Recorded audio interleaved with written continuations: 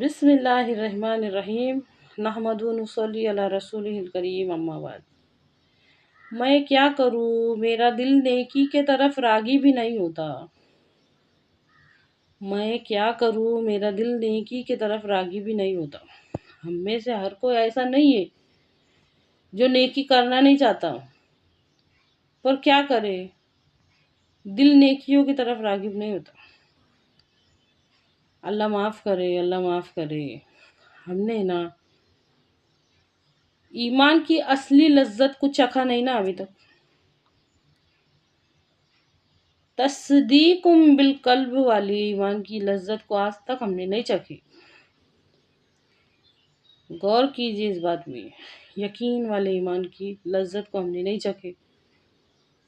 ہم میں سے ہر کوئی یہ سمجھتے آ رہا ہے کہ بس اقرار کری نا میں نے، اقرار کرا نا میں نے،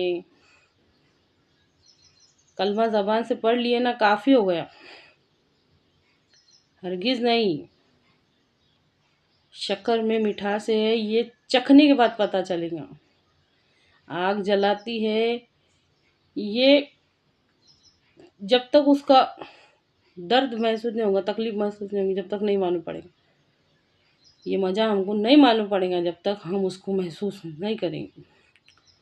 تو بغیر محسوس کرے جانے والا ایمان وہ جو ہم صرف اقرار کر رہے نا، صرف زبان سے اقرار کر رہے، مسلمان کے بچے مسلمان، مسلمان کے بچے مسلمان، مسلمان کے بچے مسلمان، مومن ہونے کا مزہ ہم نے ابھی تک چکھی نہیں۔ یہ وجہ ہے کہ ہم کہے کچھ اور رہے ہیں اور کر کچھ اور رہے ہیں۔ اللہ کے واسطے ایمان کی لذت کچھ چکھو، غور و فکر کرو قدرت خداوندی میں، اس بات میں غور و فکر کرو۔ اللہ تعالیٰ فرماتا ہے کہ تم نے اپنے آپ کو اپنے ہاتھوں سے پیدا کیا۔ سوچ کے دیکھو، سوچنے کے واسطے وقت نکالو۔ انسان کے تمام اعضائے جسمانی کا بننا، آنکھوں کا بننا، کانوں کا بننا، ہاتھ پاؤں کا بننا، دل دماغ کا بننا، زبان ہونٹ کا بننا، ناک کا بننا، پھر اس کے بعد اندرونی اعضاء کا بننا، ماں کے پیٹ میں یہ کون بنا رہا، یہ کون سا کاریگر بنا رہا، وہ اللہ ہے۔ سوچ کے دیکھو۔ پھر اس کے بعد اس میں جان آنا،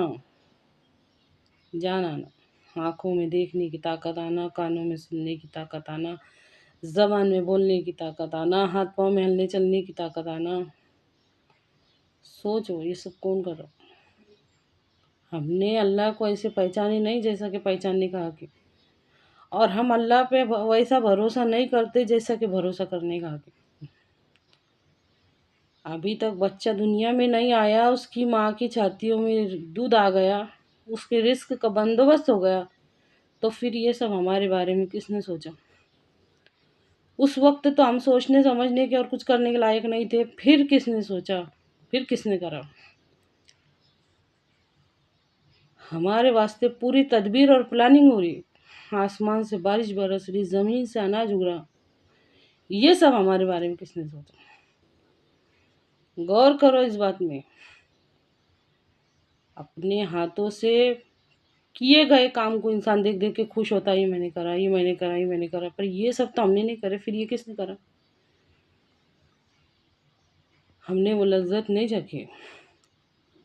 یہ وجہ ہے کہ آج ہمارا نیکیوں کی طرف دل راغب نہیں ہو رہا۔